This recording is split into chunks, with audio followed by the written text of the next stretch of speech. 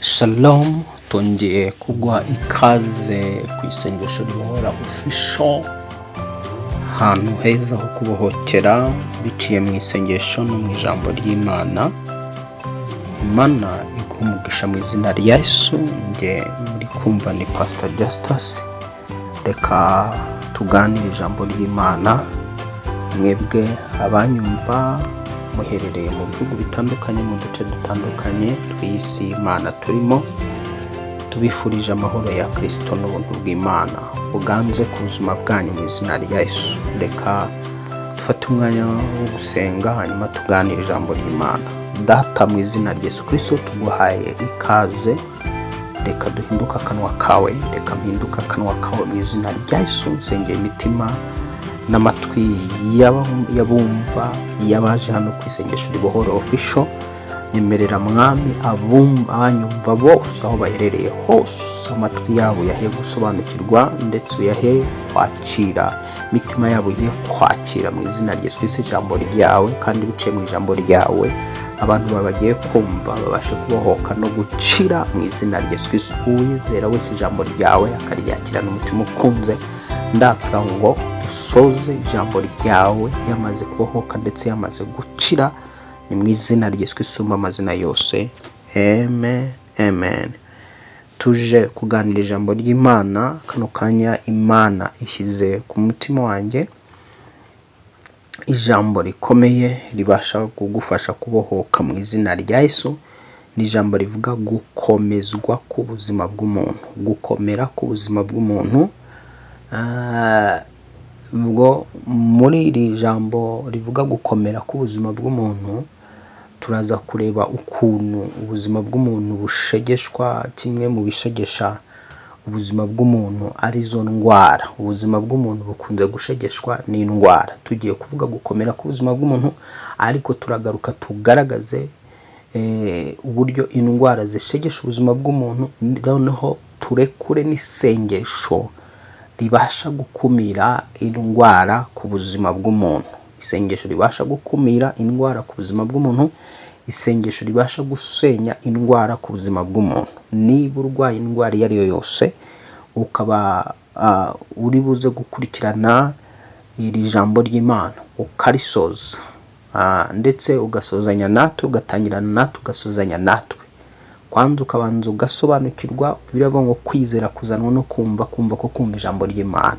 Ni ngombwa kubanza gufata umwanya ukumva ijambo ry'Imana, ugasobanukirwa kwanza ikibazo ufite, ugasobanukirwa uburenganzira bwawe, ugasobanukirwa inzira ugomba gukirizwamo. Ijambo ry'Imana ritubwira yuko hari izina rimwe gusa twahawe dukirizwamo, ari ryo zina rya Yesu Kristo. Hari abahisemo nyine gukirizwa mu yandi mazina, ariko nta rindi zina abo mu isi bakirizwamo ritari izina rya Yesu Kristo. Iri zina rya Yesu Kristo waryizereyemo, urikirizwamo indwara zawe n'ubumuga bwose, urikirizwamo ubukene, urikirizwamo inyatsi, urikirizwamo icyangiro, urikirizwamo uruzingo, urikirizwamo igisuzuguriro, warikirizwamo ubukene, warikirizwamo ibyaha, warikirizwamo ikintu cyose kikugarije, kiguhangayikishije, kiguteye ubwoba, cyangwa se kikubabaje. Izina rya Yesu riragutse cyane, ubwaryo ni umuti w'ibibazo byose by'abo mu isi. Nongere ngusubiriremo, izina rya Yesu Kristo ni umuti w'ibibazo byose by'abana b'abantu bari mu isi. Biterwa nuko uryizera, biterwa nuko warimenye n'ubumenyi ufite muri ryo no kwizera ufite muri ryo zina. Noneho rero sasa, kugira ngo ugire ubumenyi buza igihe cyose wafashe igihe cyo kubushaka. Niba dufata abana bacu tukabashyira mu ishuri, tugatanga za minirivare zitandukanye, amafaranga menshi kugira ngo bakire ubumenyi, bige bamenye, uko niko ugomba kwemera kwiga cyane izina rya Yesu Kristo, ukarimenya rikaguka mu buzima bwawe. Nyuma yo kumenya Yesu Kristo no kwagukira muri wowe, ibyo bizaguhesha kubohokeramo bya bindi byose no gukirizwamo bya bindi byose wumvise twavuze dutangira. So rero tuguhaye ikaze aha ni umuyoboro ugiye kubohokeraho nk'uko musanzwe mubizi. Ndari kuri sengesho kandi ndabizi ko isengesho nuryizereramo nyuma yo gusobanukirwa, nyuma yo kumenya, urabohoka urakira ubumuga bwose n'uburwayi bwose wari ufite nuramuka wizeye. Ntabwo ushobora kwizera utabanje kumenya, ubanza kwigishwa ukamenya. Niyo mpamvu Yesu atuma abigishwa be, wumva iryo jambo ngo n'abigishwa be, yafashe igihe cyo kubigisha. Amaze kubigisha abahindura abigishwa, amaze kubahindura abigishwa noneho abaha imbaraga. Yabanje abaha imbaraga, amaze kubaha imbaraga arabatuma, arababwira ngo mugende mu mahanga yose. So nuvuga ngo rero sasa ntuzifuze, hari abantu bifuza ibitangaza batabanje kwigishwa uburyo igitangaza kiza. Bashaka gukira indwara utabanje kwigishwa uburyo ugomba gukirira, uburyo ugomba gukiramo. Yesu abanza kukwigisha, amara kukwigisha wabanza kumenya, kuko kwa kwigishamo kuzamura ubumenyi muri wowe, kukazamura kwizera muri wowe, kwazamura ubumenyi no kwizera muri wowe, hanyuma noneho kakira igitangaza. Rero ahangaha ni ahantu ugiye kuzamura ubumenyi muri Kristo Yesu, cyangwa ugiye kuzamura ubumenyi, ugiye kuzamurirwa ubumenyi mu ijambo ry'Imana, umenye uburenganzira bwawe, umenye uwo uriwe. Hanyuma nyuma yo kumenya uwo uriwe, ndagusezeranya niba koko ufite ikibazo icyo ari cyo cyose kijyanye n'uburwayi, nuza kuzamura kwizera kwawe ugasengana nanjye, ntushidikanye, urakira mu izina rya Yesu. Kuko igihe cyose Imana iba inyuma y'ijambo ryayo kugira ngo isohoze icyo yaritumye, kandi Imana ntishobora kubeshya. Abana b'abantu bashobora kukubwira amagambo atandukanye bakubeshya, bakakubwira ibyo batakora, ariko Yesu ntago ajya avuga icyo adakora.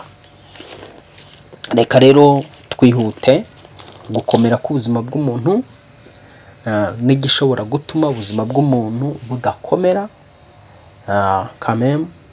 Ubuzima umuntu wamaze kwakira umwami Yesu Kristo nk'umwami n'umukiza n'umucunguzi w'ubugingo bwe, uhereye igihe wakiriye Yesu Kristo mu mutima wawe, ukamwizera yuko ari umwami n'umukiza n'umucunguzi w'ubugingo bwawe, mu buryo bw'umwuka wahise uhinduka inzu y'umwuka.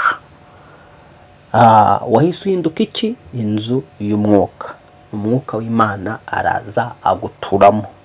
Nongere mbisubiremo, uhereye igihe wakiraga Yesu Kristo mu bugingo bwawe, ukamwakira mu mutima wawe, ukabyatuza akanwa kawe, icyo gihe wahise uhinduka inzu y'umwuka.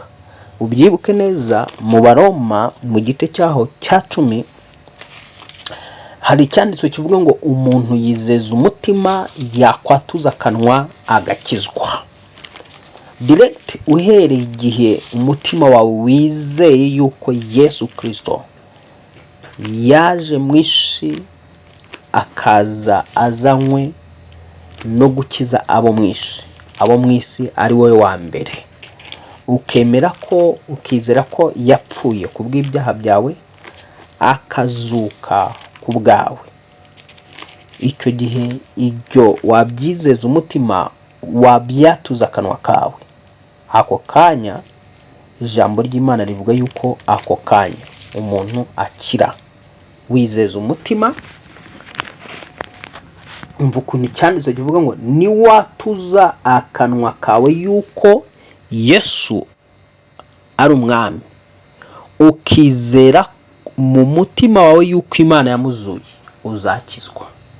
Niyo ngo ihereye igihe wizeraga yuko Yesu ari umwami, ukizera mu mutima wawe yuko Imana yamuzuye, mu buryo bw'umwuka wahise ukizwa, uhinduka inzu y'umwuka. Wahindutse inzu y'umwuka, ubivanye he? Wambwe uti pastor ubivanye. Reka dusome Petero wa mbere igice cya 2 n'umurongo wa 5. Petero wa mbere igice cya 2 n'umurongo waho wa 5. Petero wa mbere igice cya 2 umurongo waho wa 5, niho tubona icyo cyanditswe ko duhinduka inzu y'umwuka. Petero wa mbere igice cya 2 umurongo waho wa 5 handitswe ngo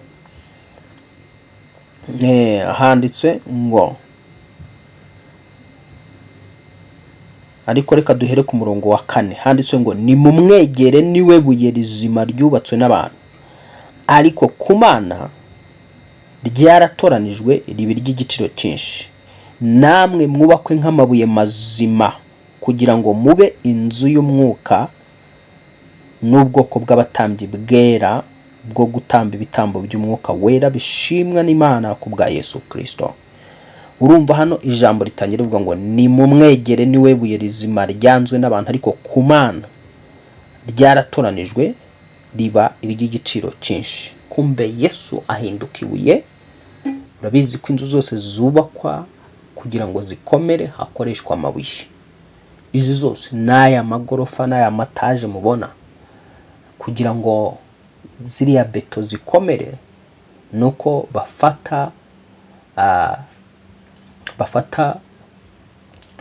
sima bakaza bakayimeranjamo n'amabuye, bakayimeranjamo amabuye ndetse n'umucanga. So noneho rero sasa nibwo yanzu ikomera. Mu nzu zose ubona zubatswe ziba zirimo iki? Ijambo ritangiye rivuga ngo zikomeye. None ngumva ko ijambo rivuga ngo niwe buye rizima ryanzwe n'abantu. Uyu Yesu niwe buye abantu bubakaho bagakomera. Wamwubatseho ubuzima bwawe, ukamwubakaho imibereho yawe, ukamwubakaho business yawe, ukamwubakaho urugo rwawe, ukamwubakaho ikintu icyo ari cyo cyose.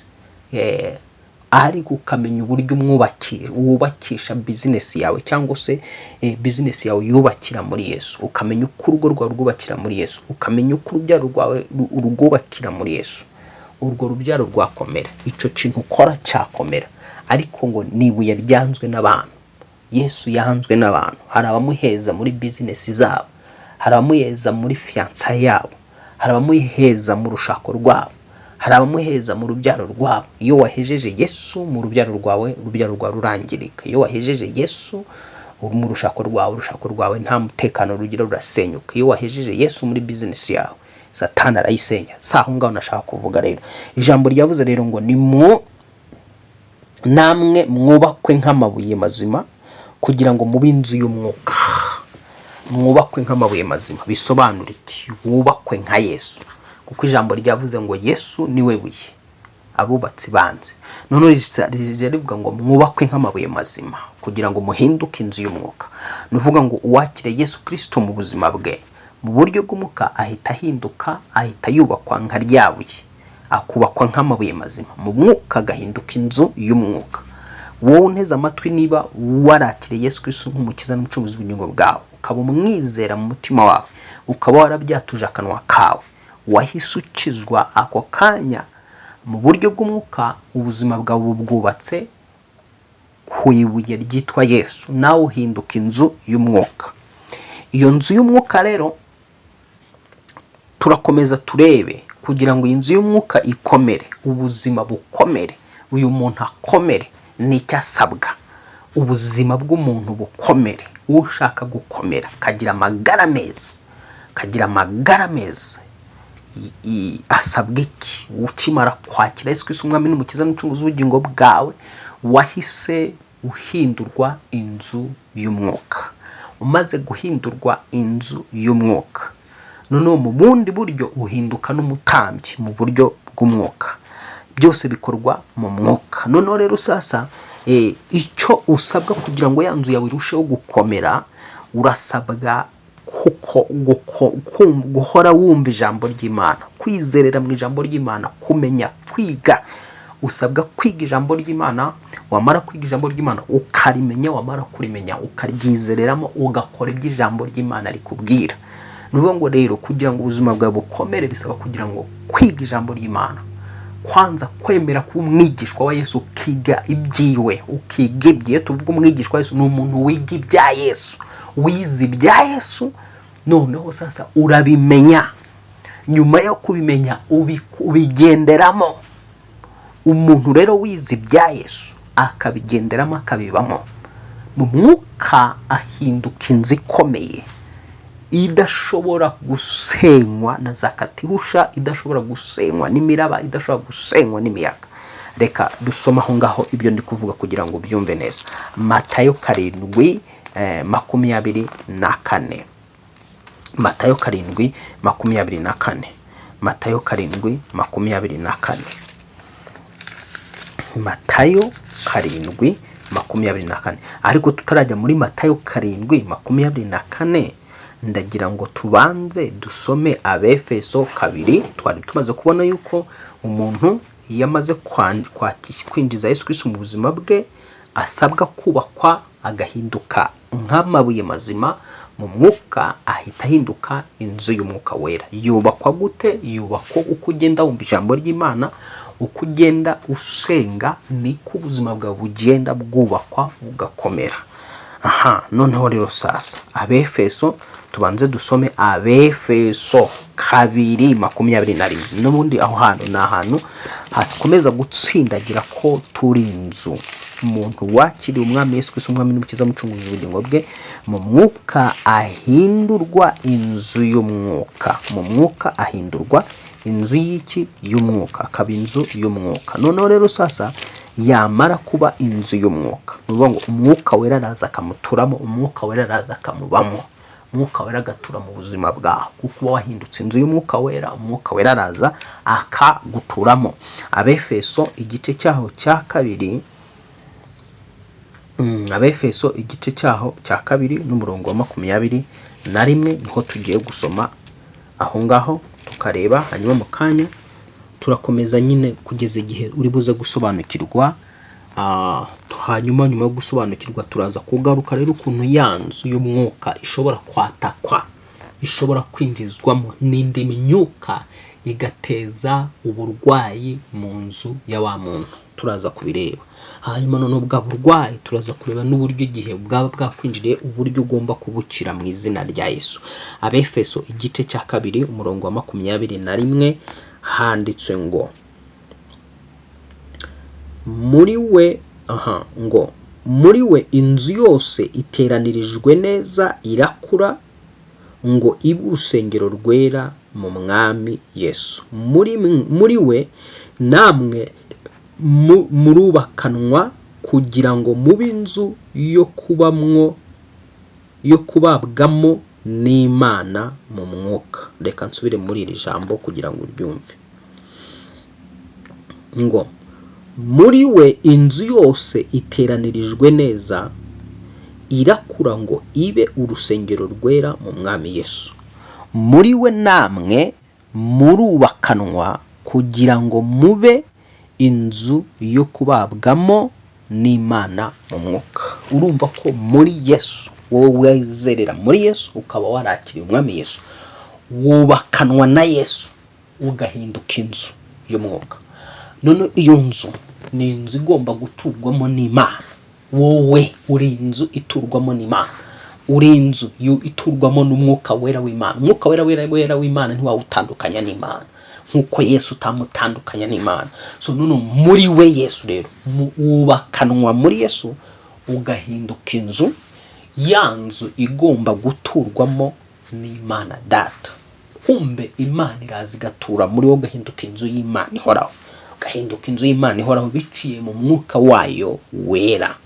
Noneho sasa ni gute rero niba kano kanya ubona ko ijambo rigaruka rikavuga ngo uhindutse inzu y'umwuka wera ugahinduka inzu y'Imana muri wowe, indwara zituruka he? Imyuka mibi ikwinjirana gute? Satani akwinjirana gute? Icyo nicyo tugiye kureba. Uburwayi hafi ya bwose buterwa n'imbaraga z'umwijima, buterwa n'imbaraga z'abadayimoni. Abana b'Imana nta mugabane bafite ku ndwara, nta mugabane w'indwara ku buzima bwabo. Nongere mbisubiremo, abana b'Imana, abizera Imana, nta mugabane w'indwara bafite. Ibyo tubisoma mu gitabo cyo Kuva igice cya 15 kuva ku murongo wa 26. Igitabo cyo Kuva igice cya 15, Kuva igice cya 15 umurongo waho wa 26. Kuva igice cya 15 umurongo waho wa 26 handitswe ngo, arababwira ati nugira umwete wo kumvira Uwiteka Imana yawe, ugakora ibitunganye mu maso yayo, ukumvira amategeko yayo, ukitondera ibyo yategetse byose, nta ndwara nzaguteza, wumve, nta ndwara nzaguteza muzo nateje Abanyegiputa, kuko ari jyewe Uwiteka ugukiza indwara. Aha urumva ko ari Imana ivuga ngo nugira umwete wo kumvira Uwiteka Imana yawe, wowe unteze amatwi, nugira umwete wo kumvira Uwiteka Imana yawe, ugakora ibitunganye mu maso yayo, ukumvira amategeko yayo, ukitondera ibyo yategetse byose, ukitondera ijambo ryayo, ukitondera ibyanditswe byera, ngo nta ndwara n'imwe izaguteza muzo nateje Abanyegiputa, kuko ari jye Uwiteka Imana igukiza indwara. Imana niyo igukiza indwara, yaremye umubiri wawe ikawuteranyiriza mu nda ya mama wawe, niyo ivuganye nawe ngo niyo igukiza indwara, ariko izakurinda indwara igihe cyose uzitondera amategeko yayo, ukitondera ibyo yategetse byose, ugakora ibitunganye mu maso yayo. Irakubwira ngo sinzigera nguteza indwara nk'izo nateje iki Abanyegiputa. Noneho niba rero wunteza amatwi, wumvira Imana, ukubaha Imana, wumvira Imana biciye mu zihe nzira? Biciye mu nzira zo kwizera Umwami Yesu Kristo. Umunsi wizeye Yesu Kristo Umwami n'Umukiza n'Umucunguzi w'ubugingo bwawe, ukamwakira mu mutima, ukabyatuza n'akanwa kawe, ako kanya wabaye umwe mu bumvira Imana, winjizwe mu muryango w'abumvira Imana, ubu umwana w'Imana. None rusasa izi ndwara zituruka he? Ziva he rero? Kandi wumvira Imana. Ni ngombwa rero sasa turaje turebe ukuntu zimwe mu ndwara aho zituruka, aho ziva, noneho ubone ko ari uburenganzira bwawe bwo kugira ngo ukumire za ndwara zisoke mu mubiri, zisoke mu nzu y'Umwuka Wera. Ugomba kumva gufata uwo mubiri wawe ko ari urusengero rw'Imana Data twese, cyangwa rw'Umwuka Wera w'Imana uba muri wowe. Iyo nzu ukayibona uwo mubiri wawe ukawubona nk'inzu, noneho ya nzu ugatangira gukubura imyanda yose irimo, harimo n'izo ndwara, ukadekarara ko umubiri wawe ugomba kuba usukuwe mu izina rya Yesu. Indwara zose ziwurimo uko zaba zikoze kose zigomba kukuvamo mu izina rya Yesu. Iri banga nurihishurirwa, iri banga nurimenya, ukamenya kuri inzu y'Umwuka Wera w'Imana, ukamenya ko umubiri wawe ari urusengero rw'Umwuka Wera w'Imana.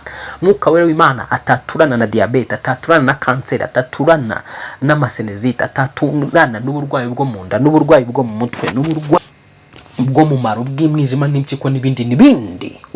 Ukumva ko umubiri wawe utagomba guturana n'iyo myuka yose mvuze y'izo ndwara mvuze, ukajya mu isi y'umwuka, ukazamura kwizera kwawe, indwara ziragusohokamo, Yesu aragukoramo akazi muri uwo mubiri. Ndavugana n'umuntu wazamuye kwizera kwe, Yesu aje kugukoramo akazi muri uwo mubiri wawe. Turajya gusoza, niyo yaba ari sida, niyo yaba ari sidira gusohokamo mu izina rya Yesu. Izo ndwara zitumva imiti, izo wahaye imiti ukazihata umuti zikanga gukira, Yesu arazisohora mu mubiri wawe. Nuzamura ibyiringiro byawe, ukazamura kwizera mu izina rya Yesu Kristo risumba amazina yose.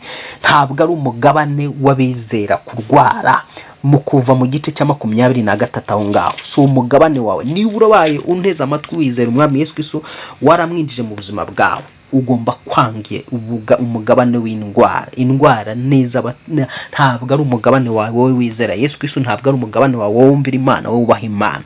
23 n'umurongo wa 25, kuva 23, kuva igice cya 23 n'umurongo wa 25 handitse ngo kandi muzakorere Uwiteka, kandi muzakorere Uwiteka Imana yanyu, nayo izaha umugisha umutsima wawe n'amazi yawe, kandi nzakura indwara hagati muri mwe. Urumva iyo ni Imana ivuga, muzakorere Uwiteka Imana yanyu. Ijambo rivuga ngo muzakorere. Niba uzi gukorera Uwiteka Imana yawe, Imana iraguha isezerano ryo gukura indwara mu buzima bwawe. Ukorera Uwiteka Imana yawe, uyikorera ukoresheje ubutunzi bwawe, uyikorera ukoresheje akanwa kawe, uyikorera ukoresheje umubiri wawe, uyikorera ukoresheje iki? Dukorera Imana dukoresheje akanwa kacu, tukaba twavuga ubutumwa bwiza, tukaba twahamiriza gukora kwa n'imbaraga zayo. Dukorera Imana dukoresheje amafaranga yacu tukaba twayakoresha dukorera Imana. Amafaranga yacu tukaba twayakorera dukorera Imana, dukoresha amafaranga yacu dukorera Imana gute? Igihe dushyigikira ibikorwa byayo, dushyigikira umurimo wayo, ya mafaranga yacu tuyakoresha mu bikorwa byayo by'ubutumwa bwiza, nk'uko nguko wakumva ugashyigikira kugira ngo tubagezeho iri jambo, iki kiganiro turarikodinga, dukoresha za mega, dufata umwanya, dukora iki, dukakoresha amafaranga. Noneho sasa rero ukabana ni nayo mpamvu ubona kenshi na kenshi ubona ducishamo tugacishamo igihe ntitubone, tukabura n'umwanya wo kuza kubabwira ijambo ry'Imana. Biba byatewe n'ibyo byose, biba byatewe n'ibintu byinshi. So nkawe rero uramutse utumvise ukavuga uti okay sawa, nzajya mbasapotinga ku bw'ubu butumwa bwiza mutugezaho, ukagira icyo wiyemeza kuzajya ukora buri kwezi kugira ngo ubu butumwa bwiza bugere kuri benshi, ubukoreye Imana. So urumva rero amafaranga yacu nayo ubwayo tuyakoresha dukorera Imana. Wumvise iby'ijambo ry'Imana ngo nukorera Uwiteka Imana yawe izakura indwara hagati muri wowe. Urashaka ko Imana ikura indwara mu buzima bwawe, iga gukorera Imana. Tongere dusome ikindi cyanditswe aho ngaho, mite mpava aho ngaho. Urumva icyo cyanditse gutegeka kwa gice cya 7 n'umurongo wa 10 gice cya 7 n'umurongo wa 15, gutegekwa kwa kabiri igice cya 7 n'umurongo wa 15. Ndagira ngo kwanza ubanze uhumuke, ufunguke, umenye icyo ijambo ry'Imana rikwemerera. Niba koko wumvira Imana, niba koko usenga Imana, niba ukorera Imana, umenye iby'ijambo ry'Imana rikwemerera, n'iki Imana ikwemerera. Turi mu gutegeka kwa kabiri igice cya 7 n'umurongo waho wa 15.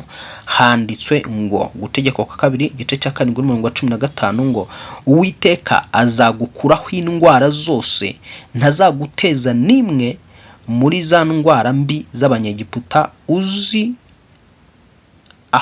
ahubwo azaziteza abakwanga bose. Wumvise iby'iri jambo? Reka mpere ku murongo waho wa 10 umurongo wa 15 nari nsomye. Haranditse ngo Uwiteka azagukuraho indwara mbi z'Abanyegiputa uzi, ahubwo azaziteza abakwanga bose. Abanyegiputa ni abapagani, ni abarwanya Imana, ni abadasenga Imana, ni abatumvira Imana, ni abasenga ibigirwamana, ni abaterekera, ni abaraguza. Abo nibo ijambo ry'Imana niryo yita Abanyegiputa. Abanyegiputa ntabwo bari bazi Uwiteka. Abatazi Uwiteka, abatazi Imana y'ukuri, abo nibo bagomba gutezwa izo ndwara. Wowe wamenye Imana y'ukuri, ijambo ryayo rirakubwira ngo ntaga izaguteza indwara nk'iz'Abanyegiputa uzi, ahubwo azaziteza abakwanga. Urumva gukorera Imana, agaciro ko gukorera Imana no kumvira Imana. Urumva inyungu ziri mu gukorera Imana no kumvira Imana. Hari abazi yuko gukorera Imana nta nyungu zirimo. Gukorera Imana harimo inyungu. Iyo ukorera Imana ubona inyungu.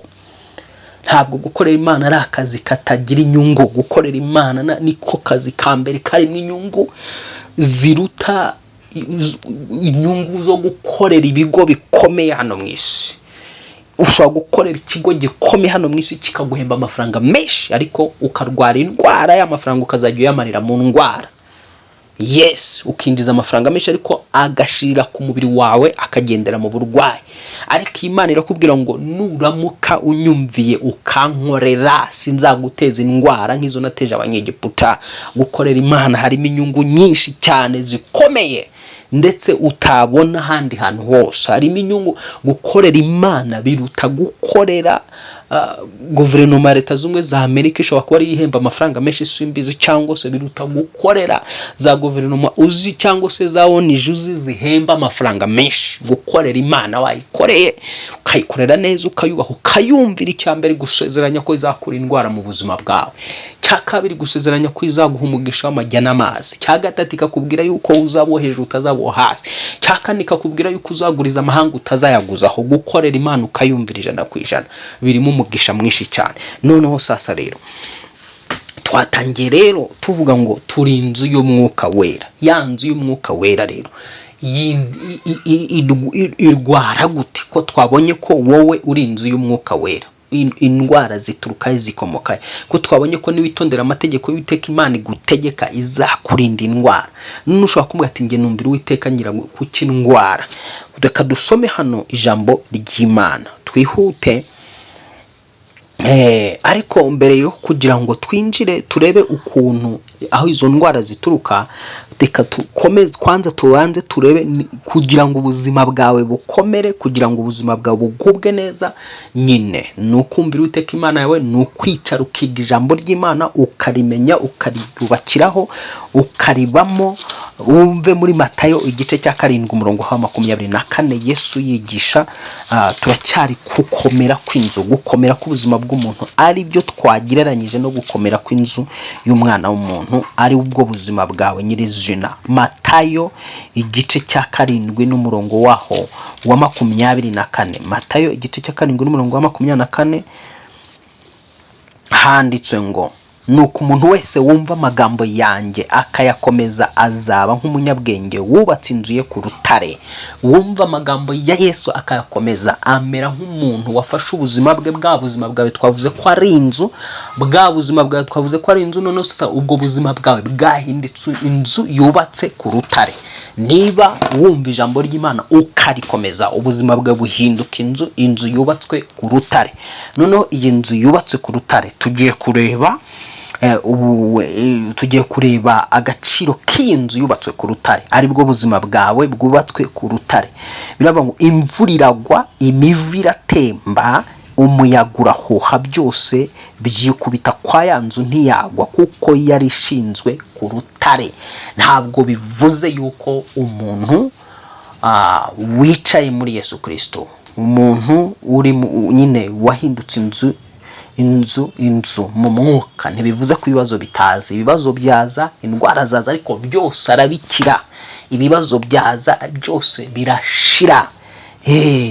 Itandukaniro ry'umuntu wubatse inzu ye ku rutare n'utarubatse inzu ye ku rutare. Utarubatse inzu ye ku rutare ni wumva amagambo ntayakore. Ni umukristo nk'uko uhora wumva ijambo ry'Imana, akigishwa ijambo ry'Imana, ariko ntakore ibyo ijambo ry'Imana rimubwira, akibagirwa ibyo ijambo ry'Imana ryamubwiye, ntabigenderemo, ntabibemo.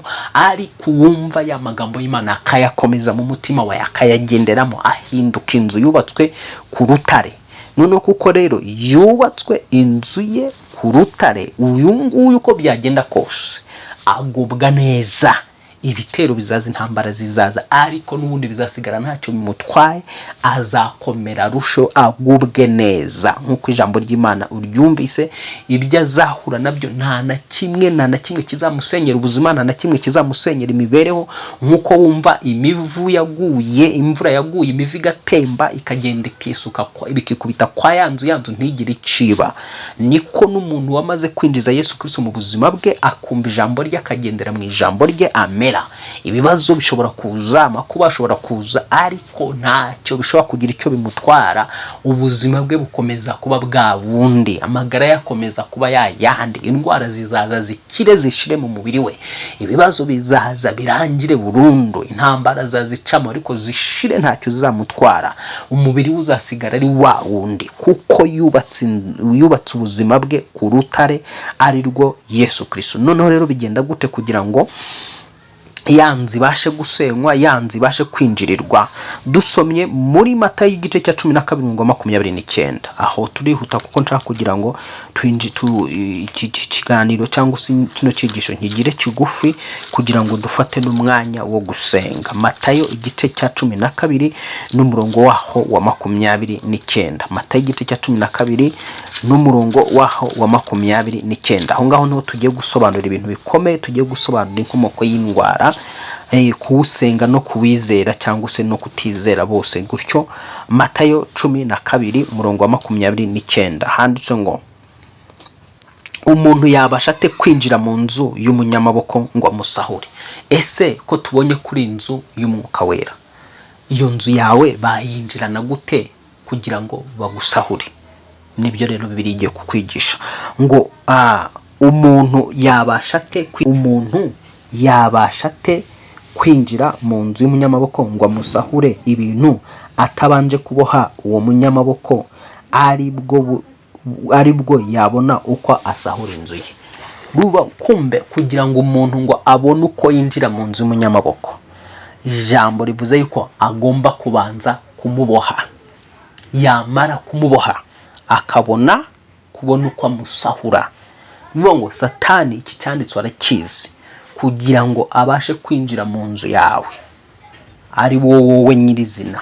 Ubuzima bwawe bw'umwuka abona uko abwinjiramo. Ubuzima bwawe ni inzu y'umwuka wera. Twabonye ko wowe uri inzu y'umwuka wera w'Imana utuye muri wowe. Noneho kugira ngo rero Satani akwinjirane wowe munyamaboko, nuko abasha kubanza kukuboha. Kukubohesha iki? Ashobora kukubohesha ubujiji, ashobora kukubohesha ubunebwe bwo kudasenga, ashobora kukubohesha umururumba w'ibyo kurya, akakubuza kwiriza. Noneho wa mururumba akubohesheje w'ibiryo ukazajya unanirwa kwiriza, akabona uko yinjira mu buzima bwawe kuko nta mbaraga ubugifite. Ashobora kukubohesha kutumva, ashobora kukubohesha kudasobanukirwa ijambo ry'Imana, ashobora kukubohesha kutamenya ubujiji, kutamenya gusenga, ashobora kukubohesha ubute, ashobora kukubohesha ibyo byose mvuze. Iyo amaze kukubohesha ibyo byose, ashobora no kukubohesha ibyaha bikomeye, ashobora kukubohesha ubusambanyi, ashobora kukubohesha irari, ashobora kukubohesha amaganya, ashobora kukubohesha kwiheba. Ibyo bwabyo akaba ari byo akoresha akuboha. Ashobora kukubohesha ubwoba, yamara kukubohesha ubwoba, yamara kukubohesha ibitotsi byinshi, hahandi umuntu aryama agasinzira amasaha 12 cyangwa se agasinzira amasaha 8 aticuye. Bya bitotsi byinshi akabikubohesha, yamara kubikubohesha akakwinjirira, akakubibamo indwara, akakunyaga amagara meza, akagusigira amagara mabi, akakubohesha ubumuga runaka, akaguteramo daimoni. Yes, sinzi niba uri kunyumva, sinzi niba uri gusobanukirwa. Ashobora kukwinjirana akakubohesha. Tubonye ko ijambo ry'Imana risobanura yuko kugira ngo winjire mu nzu y'umunyamaboko ari ugomba kubanza kumuboha. Ndagusengera kano kanya mu izina rya Yesu, icyo Satani cyose yakubohesheje kugira ngo abone uko yinjira mu buzima bwawe, ndagisenya mu izina rya Yesu. Niba yarakubohesheje ubunebwe bwo gusenga, akakubohesha ubujiji, akakubohesha ubupfapfa, akakubohesha umururumba w'ibyo kurya, akakubuza kwiriza, niba yarakubohesheje ubute, niba akubohesha ibitotsi byinshi ukaba uri umuntu usinzira amasaha 8 cyangwa se 5 ukayamara uticuye, ibyo bitotsi byinshi yakubohesheje ndabisenya ku buzima bwawe, ndabisenya, ndabikubitisha imbaraga amaraso Yesu Kristo. Ndatura ngo habeho kubohoka kudasanzwe, habeho kugira kudasanzwe katika jina la Yesu. Ndatura ngo ikibosha ubuzima bwawe cyose, icy'umwanzi cyose yakubohesheje akabona uburyo yinjira mu buzima bwawe, ndagisenya. Tangira wigenzure muri wowe mu buzima bwawe. Ni iki kikuboshye uyu munsi? Ni ubute, ni ubunebwe, ni ibitotsi byinshi yakubohesheje ibitotsi byinshi, urasinzira bukagukeraho udakangutse ngo usenge. Ni ibitotsi byinshi yakubohesheje, ni ubunebwe se, ni umururumba w'ibyo kurya ku buryo utakibasha kwiriza ubusa no gusenga. Kandi ijambo ry'Imana rivuga ngo bene uwo mudayimoni akurwamo no kwiriza ubusa no gusenga. Ni iki yakubohesheje? Ni ukudakorera Imana se, ni ubugugu se yakubohesheje? Ubugugu yakubohesheje iki? Ni icy'umwanzi yakubohesheje. Yakubohesheje umwuka wo gupinga, umwuka wo guhinyura, umwuka wa nyirandabizi, kuko hari igihe Satani akubohesha umwuka wa ndabizi ukubwiye ikintu cyose, icyo ndakizi. Yakubohesheje umwuka wo kudahugurika, wo kutagirwa inama. Ndatura ngo buri myuka yose umwanzi yakubohesheje kugira ngo abone uko yinjira mu mubiri wawe, ngo aguteze indwara, agusahure umunezero, agusahure freedom y'ingingo zawe nzima, kwa jina la Yesu. Uyu mwuka ukurekure mu mbaraga z'umwuka wera. Tubonye yuko Satani abanza kuboha umuntu. None iyo dusomye rero muri Luka igice cya 13, naho turabibona mu gice cya 13 cya Luka kuva ku murongo wa 13 na 17, ubona aho ngaho turabona tugiye kureba umuntu aho ngaho. Ndabona ikiganiro cyacu kigiye gufata umwanya munini, bizasaba kugira ngo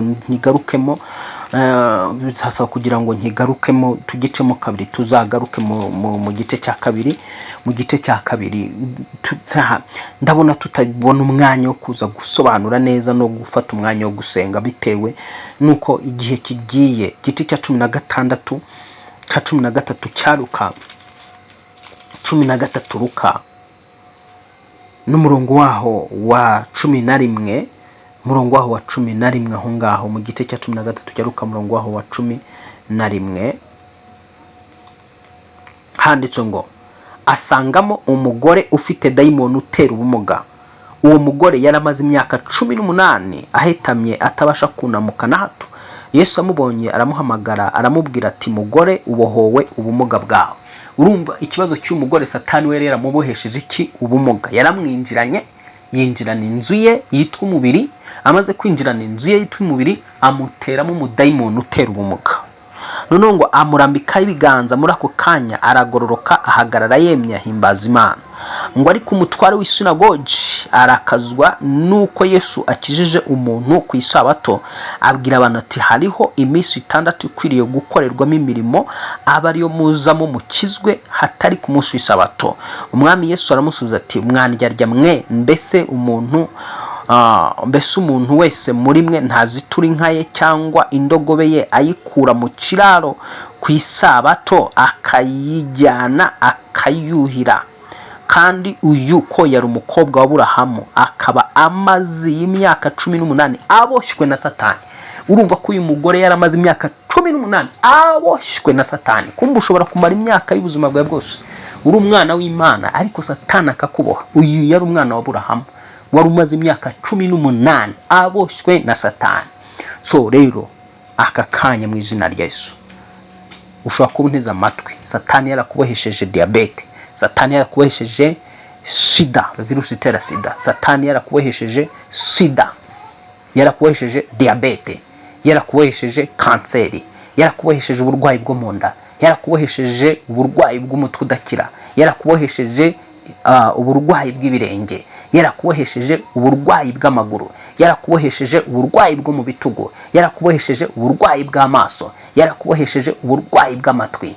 Ndagira ngo nsengane nawe, tuzagaruka munsi Imana izabaduhaye ndi mwanya mu gice cya 2. Ndagira ngo nsengane nawe wumvise ko Satani ashobora kukubohesha uburwayi. Nuvuga ngo yinjira mu mubiri wawe, yamara kwinjira mu mubiri wawe agahita kereye uburwayi. Dayimoni yinjira mu mubiri w'umuntu, wa mubiri twabonye ko ari inzu y'umwuka wera.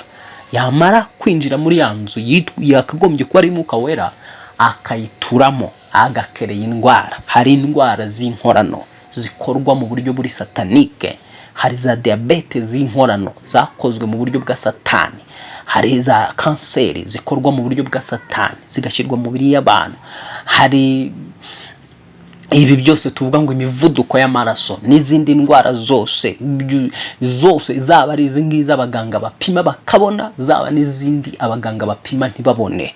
Zose ni indwara z'inkorano zikorwa mu buryo bwa Satani, zigakora mu buryo bwa science, mu buryo bwa kirozi. Hakaba n'izindi noneho zishobora gukorwa mu buryo bwa kirozi, mu burozi budasanzwe, mu buryo bw'umwuka, zitacishijwe muri za laboratoire ngo bakore amavirusi. Hari indwara zikorwa mu buryo bwa zacishijwe muri laboratoire bagakora amavirusi, ariko ibyo byose ni ibintu biri mu nzego za Satani. Hakaba n'izindi zikorwa mu buryo bwa kirozi, indwara bakohera, indwara bagutongera, ibyo bagutega bikagufata, abadayimoni bakakwinjiramo.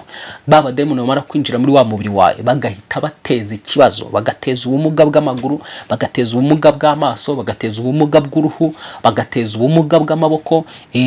Ari indwara zakozwe n'abadayimoni. Nuvuga ngo ariko kugira ngo nabo badayimoni nawe bakugereho nuko baba babanje kukubohesha utuntu runaka, bya bindi nabanje kuvuga. Bamara kukubohesha bya bindi bakabona uburyo binjira mu mubiri wawe, bakwinjira mu mubiri wawe, none bagarushaho kukuboha. Babanza kukubohesha kutumva ijambo ry'Imana, kudakenera kumva ijambo ry'Imana. Kandi umuntu uko akoze ni nko kubona telefone uko uyikoresha. Hari telefone zimaramo iminsi birimo umuriro zikaba zashizemo umuriro, bikaba ngombwa kugira ngo yicaginge. Umuntu w'imbere kugira ngo akomere, umuntu w'imbere kugira ngo abadayimoni batamubashe, imyuka mibi itamubasha, bishaba kugira ngo bamusharije, asharijwe mu imbaraga z'Imana, asharijwe mu imbaraga z'Imana. Umuntu bamucaginga gute? Wowe w'imbere wicaginga gute? Wicaginga igihe cyose wumva ijambo ry'Imana, ukicaginga urimo gusenga.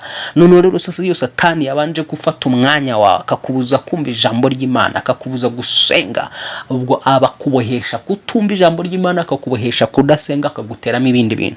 None amara kukubohesha ibyo bintu, agahita yinjirira ubuzima bwawe, agakereya za ndwara, agakereya bya bindi twavuze, abadayimoni bagatangira guturana, bagatangira kuba mu nzu yawe.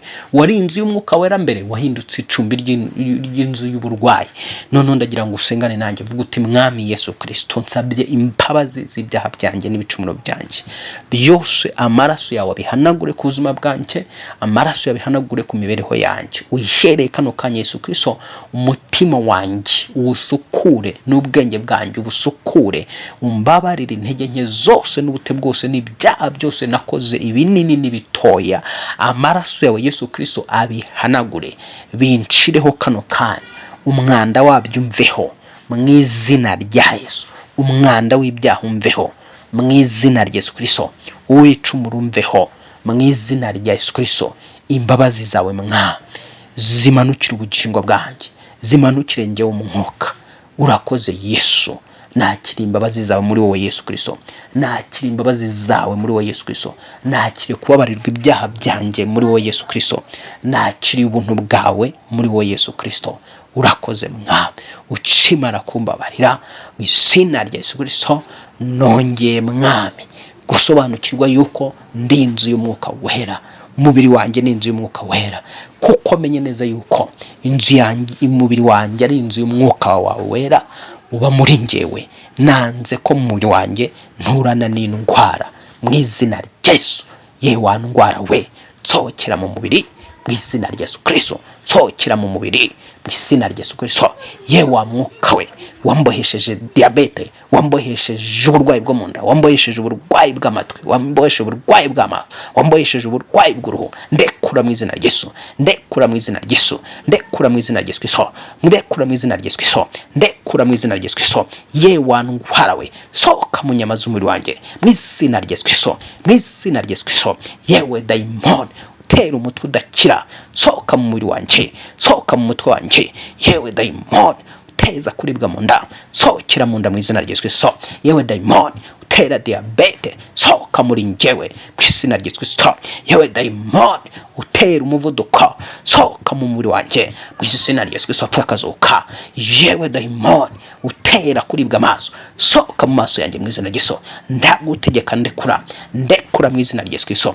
Ngaho komeza usenge, bwira iyo myuka mibi gusohokemo, bwira abadayimoni bateze indwara bakurekure. Senya abo badayimoni, rimbagura izo mbaraga, burana umubiri wawe, burana amagara yawe, burana inyama z'umubiri wawe, burana amaraso yawe.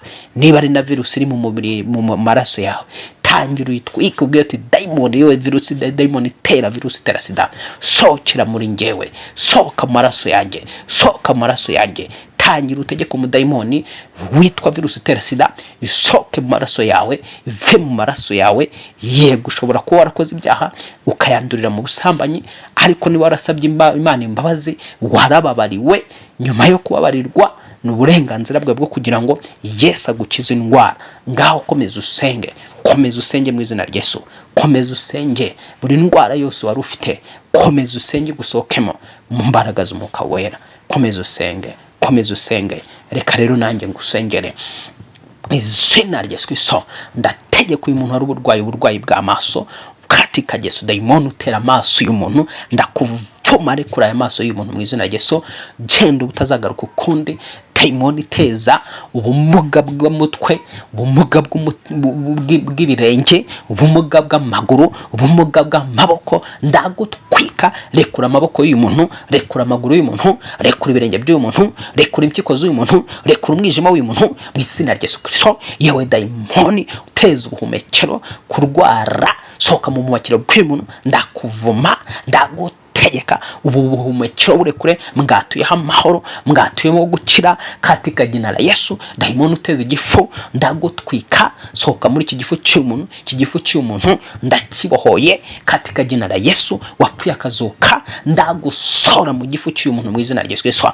Ndagusora mu mazuru y'umuntu mu izina rya Yesu Kristo. Ndagutwika mu ruhu rw'uyu muntu no mu isura y'umuntu. Dayimoni wowe wangije isura y'umuntu, ndakuvuma, va mu isura y'umuntu mu izina rya Yesu Kristo. Wapfuye akazuka, va mu rubavu rw'uyu muntu, ndagutegeka dayimoni utera paralize, rekura va muri uyu mugongo w'uyu muntu katika jina la Yesu. Va muri urwo rubavu rw'uyu muntu, ndagutegeka zinga ibirego byawe ugende mu izina rya Yesu Kristo umwana w'Imana nzima. Ndatura kugira ngo kano kanya wanyumvaga wese yacire kubohoka. Je wa mwuka witwa virusi itera sida, soka muri aya maraso y'umuntu. Aya maraso y'umuntu yarihannye n'ababarirwa ahinduka inzu y'umwuka wera. Soka muri aya maraso. Sida soka muri aya maraso izina rya Yesu Kristo. Diabetes soka muri aya maraso izina rya Yesu Kristo. Soka muri izi nyama z'umubiri. Ye wa muvuduko soka maraso y'umuntu. Seze rusoka mu buzima bwe. Ndamwatura gukizwa n'umwami Yesu Kristo. Ndamwatura kubohoka biciye mu mwami Yesu Kristo. Iza tukajina Yesu ko yagendera bigarira akabigisha ubutumwa bwiza, agakiza indwara zabo zose n'umugabo wabo bwose. Ndatura ngo ugende n'umwami Yesu agukije indwara zawe zose, agukije umugabo ufite mu izina rya Yesu. Akira kubohoka, akira ubuzima bonerwa muri Yesu. Amen, amen, amen. Nawe wandike ngo amen muri komenti wizere gukira. Tuzakomeza mu gice cya kabiri nanone cyo gusengera indwara mu buryo bw'umwuka. Nitugaruka nicyo tuzakomereza aho tugeze. Umwami Imana iguha umugisha. Tuzafata umwanya wo gusenga cyane ariko kubamaze gusobanukirwa ijambo ry'Imana, kubamaze gusobanukirwa ibyo twigishije, kubamaze kumenya ko ari inzu z'umwuka. Bityo rero ukaba utagomba guturana n'indwara. Umwuka wera w'Imana ntagomba guturana n'indwara mu buzima bwawe, zigomba kugusohokamo. Kandi mu banyumvise mwakize mu izina rya Yesu. Yesu yabagendera uko yagendereye abigalilaya, akabigisha ubutumwa bwiza bw'ubwami, agakiza indwara zabo zose. N'aka kanya uragenderewe. Yesu aragukije. Wumvaga ubutumwa bwiza bw'ubwami, ntabwo yagusiga atagukije. Aragukije mu izina rya Yesu. Uwiteka bw'umugisha. Tuzakomeza ubutaha. Mugire umunsi mwiza. Shalom shalom.